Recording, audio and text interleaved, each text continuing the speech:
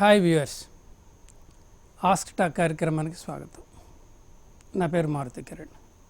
ఇప్పుడు మనం చర్చించుకోబోయే విషయం ఏంటంటే బెస్ట్ కమ్యూనికేషన్.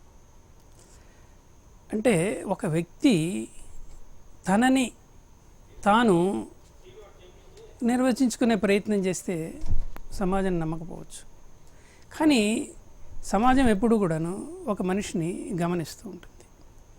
అంటే ఇతను మంచివాడా చెడ్డవాడా, ఇది సమాజం గమనించాలి అంటే ముఖ్యంగా నీ భావాలని నువ్వు ఇతరులకి వ్యక్తీకరిస్తూ ఉండాలి. ఒకవేళ నువ్వు తప్పు మాట్లాడావనుకో ఈజీగా పట్టేస్తారు. నువ్వు మాట్లాడుతున్నది కనుక నిజంగా కనుక వాస్తవం అయితే ఆ వాస్తవంలో ఉన్న రుచిని వాళ్ళు గమనించేసి కరెక్టే ఇతను నిజమే చెప్తున్నాడు అని అనుకుంటారు. కాబట్టి నీ వ్యక్తిత్వం కూడాను ఎప్పుడూ కూడాను నువ్వు మాట్లాడే మాట మీదే ఆధారపడి ఉంటుంది. నువ్వు మాట్లాడే మాటను బట్టి సమాజానికి నువ్వు మంచి మిత్రుడివా కాదా అన్నది కూడా తెలియపోతుంది. ఒక మంచి అద్భుతమైన కొటేషన్ ఉంది. అదేంటంటే, పగటి మాట పనికి చేటు, రాత్రి మాట నిద్రకి చేటు. మీకు డౌట్ రావచ్చు, పగటి మాట పనికి చేటు, రాత్రి మాట నిద్రకి చేటు అన్నారు కదా, మనం ఎప్పుడు మాట్లాడాలి అని చెప్పేసి. అయితే ఒకటి మై డియర్ ఫ్రెండ్స్, ఇక్కడ if you are able to improve the silence then only speak, otherwise you need not speak. అంటే ఇక్కడ ఏంటంటే నిశ్శబ్దాన్ని అభివృద్ధి పరచగలిగినప్పుడే నువ్వు మాట్లాడే ప్రయత్నం చేయి, లేకపోతే నువ్వు ఏం మాట్లాడినా దాంట్లో పసు ఉండదు. ఉదాహరణకి నలుగురు మిత్రులు ఉన్నారనుకోండి, వాళ్ళు ఒక అరగంట సేపు మాట్లాడుకుంటున్నారనుకోండి, అటువంటప్పుడు ఒక్క 4 సార్లన్నా కనుక నీ పేరు కనుక వచ్చినట్లయితే నువ్వు వాళ్ళ హృదయాల్లో నువ్వు చోటు చేసుకున్నావని అర్థం, వాళ్ళకి మంచి మిత్రుడిగా ప్రూవ్ అయ్యాని అర్థం. ఇప్పుడు ఒక్కొక్కసారి ఏం జరుగుతుందంటే, ముఖ్యంగా మనం విద్యార్థుల గురించి మాట్లాడుకునేటట్లయితే, ఇప్పుడు 4 ఉన్నారు అనుకుందాం. 4లో ఒకడు ఒక సినిమాకి వెళదాం అంటాడు, నువ్వు మొహమాట పడిపోతావు. ఓకే వెళదాం అంటావు, నీకు ఇష్టం లేకపోయినా సరే ఆ సినిమాకి వెళ్తావు. కానీ ఏంటంటే రేపొద్దున నువ్వు ఆ 4 కూడాను నువ్వు అనుకున్న సినిమాకి తీసుకెళ్ళాలి.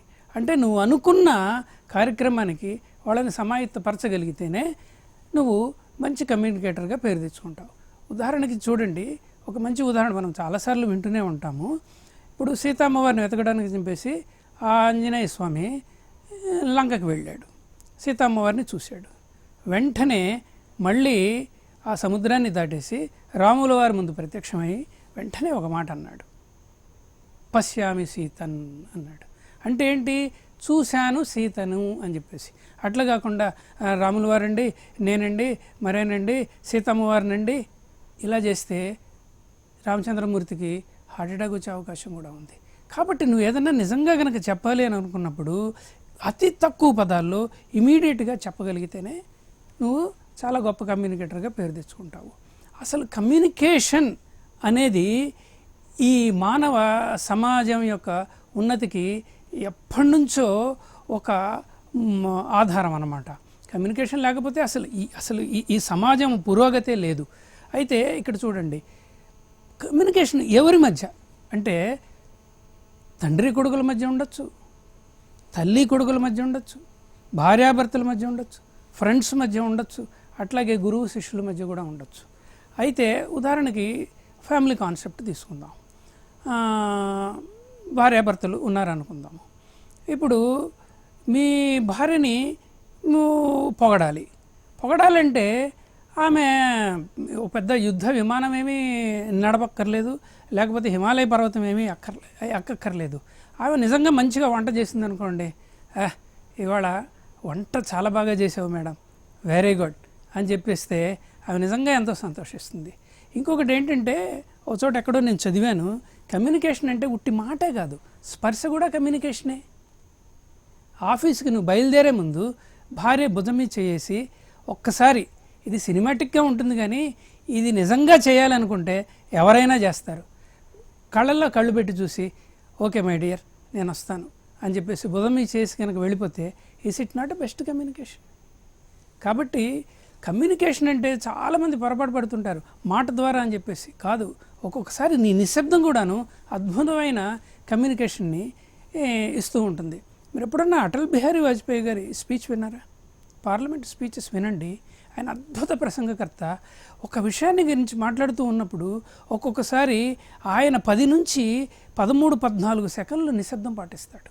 అంటే ఏంటి, ఆ నిశ్శబ్దంలో కూడాను ఈయన చెప్పిన విషయాన్ని పార్లమెంటేరియన్స్ని ఆలోచించుకోవడానికి అవకాశం ఉంటుందన్నమాట. అందువలన ఒక్కొక్కసారి నిశ్శబ్దం కూడాను చాలా బెస్ట్ కమ్యూనికేషనే. అట్లాగే ఒక్కసారి మహాభారతంలోకి వెళ్దాం. మహాభారతంలో అసలు మహాభారత యుద్ధం జరగడానికి కారణం ఏంటంటే, ఈ మయసభలోకి దుర్యోధనుడు ప్రవేశించడం, అక్కడ అతను అవమానానికి గురి కావడం జరుగుతుంది. ఓకే, అవమానానికి గురి అయితే గురయ్యాడు అక్కడ. కాకపోతే ఏంటంటే అక్కడ 2 విషయాలు జరిగాయి. ఒకటి, ద్రౌపది ఆమె పక్కనున్న చెలికత్తెలు. ద్రౌపది ఒక్కసారి ఫక్కుమని నవ్వింది. దాన్ని చూసి ఇతను ఆగ్రహానికి గురయ్యాడు. వెంటనే చెలికత్తెలు అన్నారు, అంధాకే బేటా, అంధాకే బేటా, అంటే గుడ్డివాడు కొడుకు అని చెప్పేసి. ఈ 2 విషయాలు అతనిలో క్రోధాగ్నిని కలగజేసేసాయి. చివరికి అది ఒక మహాభారత యుద్ధానికి దారితీసింది. కాబట్టి ఒక్కొక్కసారి హేళన వల్ల కూడాను ఒక పెద్ద ప్రమాదాలు జరిగే అవకాశం ఉంది. కాబట్టి మాటని మనం ఎంత సున్నితంగా ఉపయోగించుకుంటే అంత మంచిది. నేను ఒక మంచి ఉదాహరణ చెప్పడానికి ప్రయత్నిస్తున్నాను. ఇది కూడాను ఫ్యామిలీ కాన్సెప్టే. ఏంటంటే శనివారం రోజు భర్త వచ్చి భార్య దగ్గరికి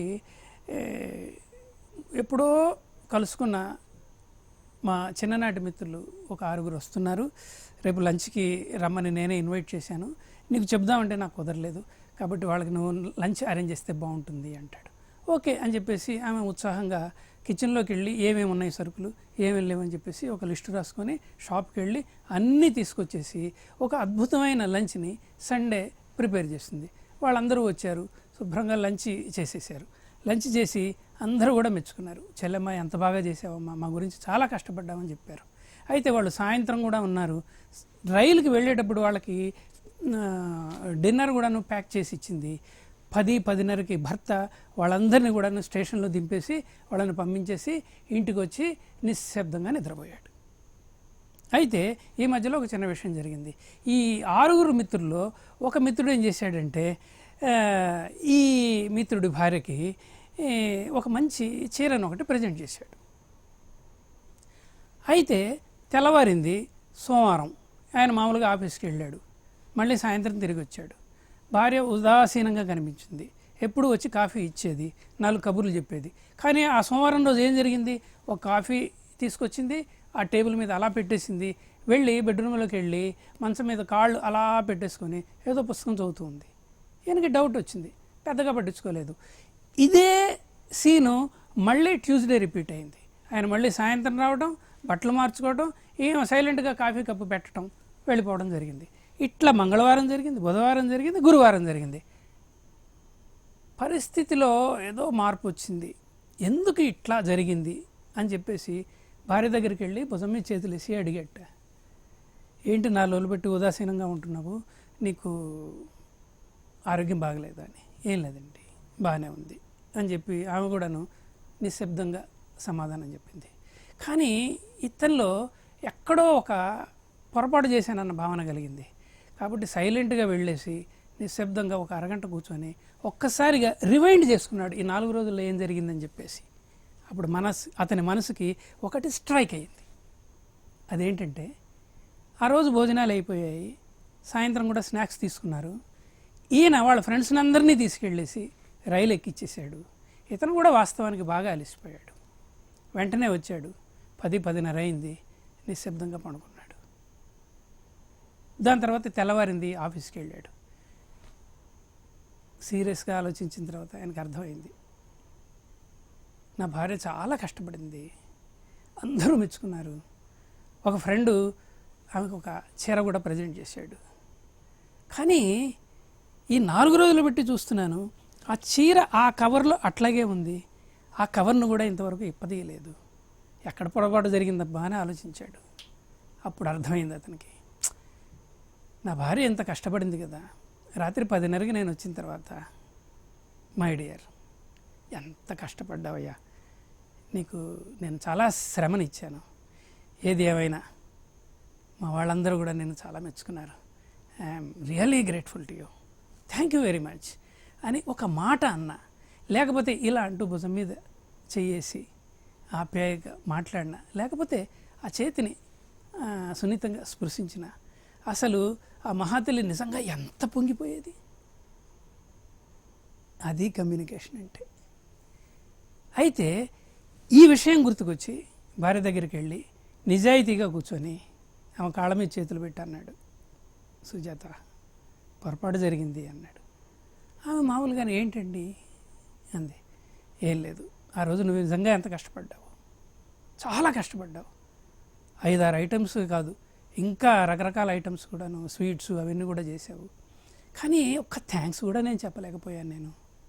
నాకు ఇప్పుడు అనిపిస్తూ ఉంది నేను ఎంత ఇబ్బంది పెట్టానని చెప్పేసి. అప్పుడు ఇతని కళ్ళల్లో నీళ్లు చూసి భార్య కళ్ళల్లో కూడా నీళ్ళు వచ్చేసాయి. ఏం పర్వాలేదులేండి, మీకు ఇష్టమైంది పకోడీలు కదా, నేను ఇప్పుడు చేస్తానని చెప్పి వంటింట్లోకి వెళుతుంది. వెళుతూ ఆ చీరను తీసుకెళ్ళి ఆ బీరువాలో వార్డ్రోబ్కి తగిలిస్తుంది అనమాట. అంటే ఇక్కడ లేడీస్ అంత సున్నితంగా ఉంటారు. ఇది చాలా పెద్ద సబ్జెక్ట్. ఇది యాక్చువల్గా ఏంటంటే ఒక గంట డిస్కస్ చేయొచ్చు, 2-3 గంటలు కూడా డిస్కస్ చేయొచ్చు. రకరకాల ఉదాహరణలు తీసుకొని పిల్లలని దృష్టిలో పెట్టుకొని చేయొచ్చు, వృద్ధులను దృష్టిలో పెట్టుకొని చేయొచ్చు, భార్యాభర్తను దృష్టిలో పెట్టుకొని చేయొచ్చు, మిత్రులను కూడా దృష్టిలో పెట్టుకొని చేయొచ్చు. ఇది ఒక పెద్ద సబ్జెక్ట్ ఇది. కాబట్టి కమ్యూనికేషన్ ఎంత ఎఫెక్టివ్గా ఉంటే నీ యొక్క కుటుంబంలో కూడాను అంత ప్రశాంతత నెలకొంటుంది. అద్భుతమైన జీవితాన్ని కొనసాగించవచ్చు, ఒక అర్థవంతమైన జీవితాన్ని కూడా కొనసాగించవచ్చు. ఈసారి మళ్ళీ కలిసినప్పుడు వేరే విషయాలు మాట్లాడుకుందాం. Thank you very much.